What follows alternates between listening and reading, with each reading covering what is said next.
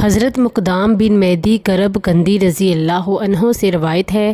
رسول اللہ صلی اللہ علیہ وآلہ وسلم نے فرمایا، ان قریب ایسا زمانہ آنے والا ہے کہ آدمی اپنے تخت پر ٹیک لگائے بیٹھا ہوگا،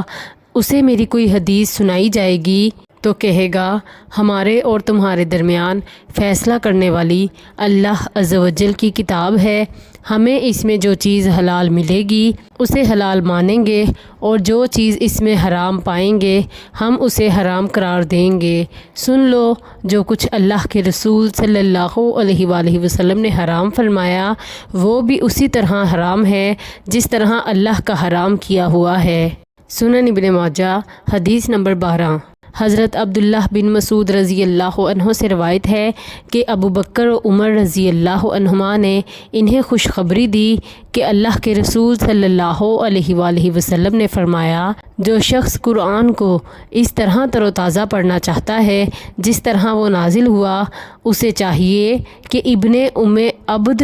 یعنی عبداللہ بن مسعود رضی اللہ عنہ کی قرات کے مطابق پڑھے۔ سنن ابن ماجہ حدیث نمبر 138۔ حضرت ابو رافع رضی اللہ عنہ سے روایت ہے، رسول اللہ صلی اللہ علیہ وآلہ وسلم نے فرمایا، میں تم میں سے کسی کو اس حال میں نہ پاؤں کہ وہ پلنگ پر ٹیک لگائے بیٹھا ہو، اسے میرے احکام میں سے کوئی حکم یا ممانعت پہنچے اور وہ کہہ دے میں نہیں جانتا، ہم جو کچھ اللہ کی کتاب میں پائیں گے اس کی پیروی کریں گے۔ سنن ابن ماجہ حدیث نمبر 13۔